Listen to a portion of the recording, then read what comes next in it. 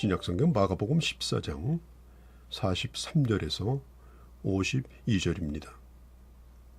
예수님이 겟세마네 동산에 기도를 마쳤을 때 예수님을 팔려고 하는 자가 악당들을 데리고 그 동산으로 올라옵니다. 그때 주님은 제자들에게 말씀합니다. 일어나자. 내려가자. 주님은 스스로 붙들리셨습니다.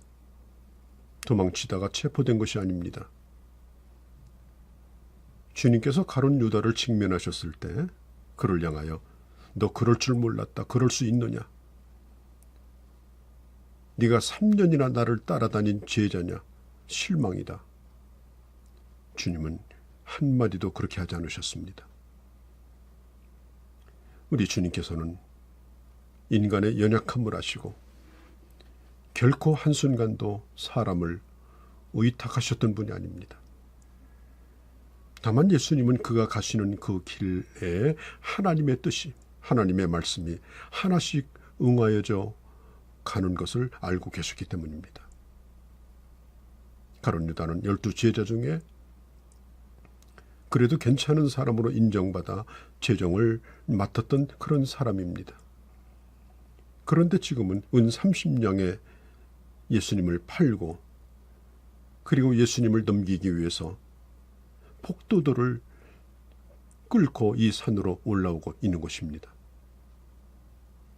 결코 예수님은 제자들을 무장시키거나 아니면 제자들을 선동하여서 자기를 보호하거나 혁명을 일으키려 하지 않았음에도 불구하고 이 사람들은 마치 강도를 잡으러 오는 것처럼 손에 무기를 들고 힘쓰는 사람들을 앞장세워서 예수님을 잡으러 온 것입니다. 예수님을 잡으러 올 때 천부장이 온 것을 보면은 적지 않은 군인들이 동원되었다는 것을 알 수가 있습니다. 아마도 가룟 유다는 베드로 같은 제자는 죽어도 예수님을 버리지 않을 것이라고 그런 결의를 했기 때문에 아마 격렬한 저항이 있을 것이라는 예상도 했고 또 예수님이 어떤 기적을 일으킬지 모르기 때문에 만발의 준비를 하기 위해서 매우 많은 사람들을 데리고 올라온 것입니다. 여러분, 누군가에게 배신을 당한다는 것이 참으로 힘든 일이죠. 자녀를 낳아놓고 그 자녀가 나에게 정말 잘 해줄 줄 알았는데 부모를 버릴 때 견디기가 힘듭니다.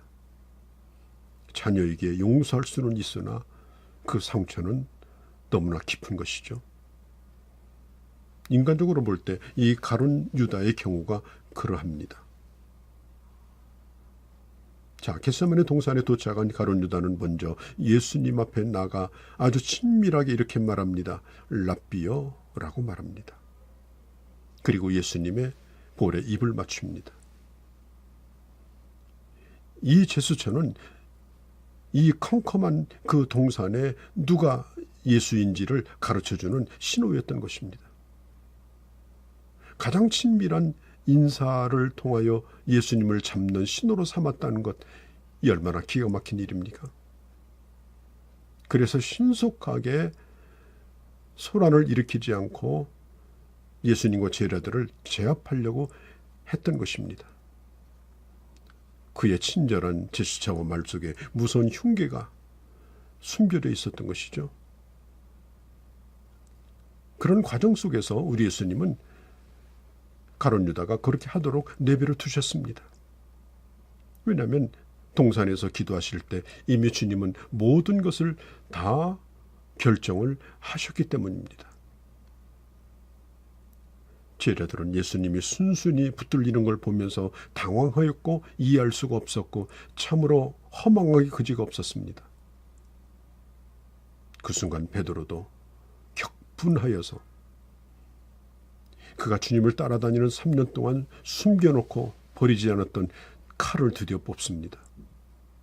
요한복음 18장 10절에 보면 대제사장의 종인 말고라고 하는 사람의 그 귀를 잘라내버립니다. 베드로가 얼마나 칼을 잘 썼으면 이 움직이는 사람의 귀를 그렇게 잘라낼 수 있었을까요? 생명을 살리라고 하는 제자가 이제는 생명을 해칠지도 모르는 그런 극단적인 그런 행동을 오늘 여기 하고 있습니다. 아마 가룟 유다에 대한 극도의 배신감, 또 예수님에 대한 그런 실망감, 그런 당황함, 이런 것들이 거기에 있었을 것입니다. 자, 그 사람이 누군가를 보려고 하면 어떤 중대한 사건이 있을 때 그 사람의 태도를 보면 알 수가 있습니다.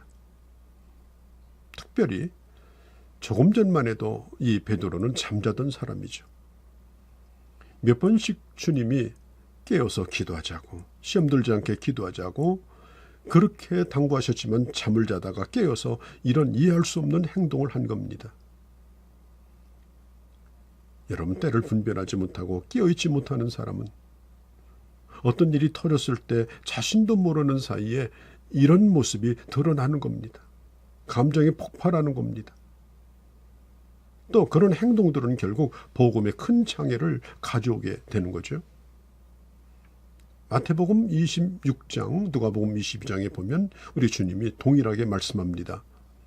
검을 칼집에 꽂으라. 검을 쓰는 자는 검으로 망한다라고 말씀하십니다. 사실 우리 예수님은 하늘에 있는 12영이나 더 되는 천사를 동원하여 수를 헤아릴 수 없는 그런 천사를 동원하여서 조직적으로 움직이는 하늘의 군대를 동원하여 이들을 당장 멸할 수 있습니다. 그런데 주님이 이렇게 붙들리신 것은 하나님의 말씀이 성취되기 위하여 자신의 힘을 다 쓰지 아니하고 그리고 주님의 뜻 앞에 순종하고 있는 것입니다. 마태복음 26장 54절에 보면 내가 만일 그렇게 하면 이런 일이 있으리라 한 성경이 어찌 이루어지겠는가?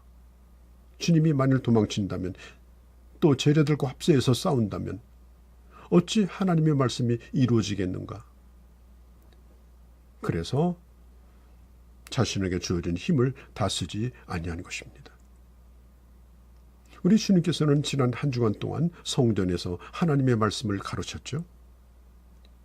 그 주님의 영적 권세 앞에 누구도 예수님을 대항하지 못하고 붙들지도 못했습니다. 지금 한밤중에 주님이 이렇게 힘없이 붙들리는 것은 힘이 없어서가 아니라 권위가 없어서가 아니라 성경대로 이루어지기 위해서 이런 일은 일어나야 된다라고. 그래서 그 뜻 앞에 자발적으로 주님은 붙들시는 것입니다.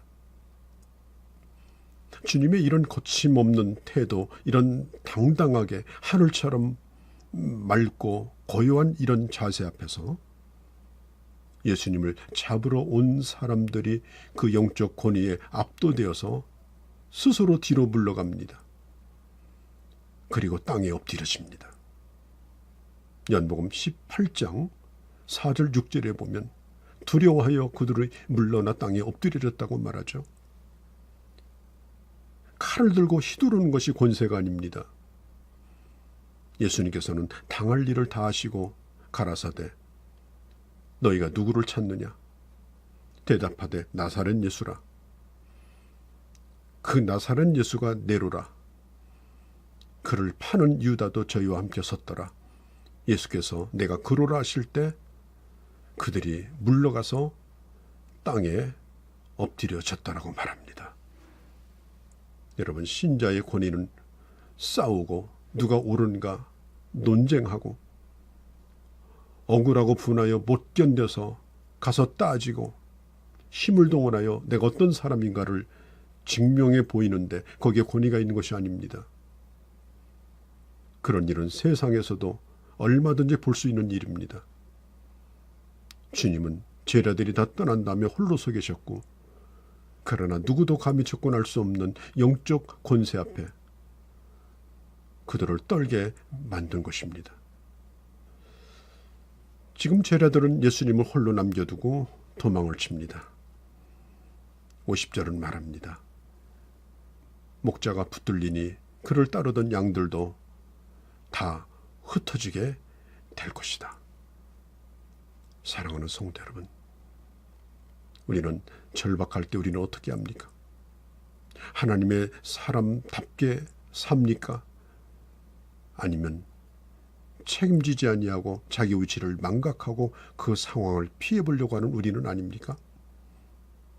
주님이 주신 십자가 그리고 내게 주신 하나님의 뜻을 깊이 생각하며 당당하게 주님을 따르는 주의 제자들이 되어주기를 바랍니다.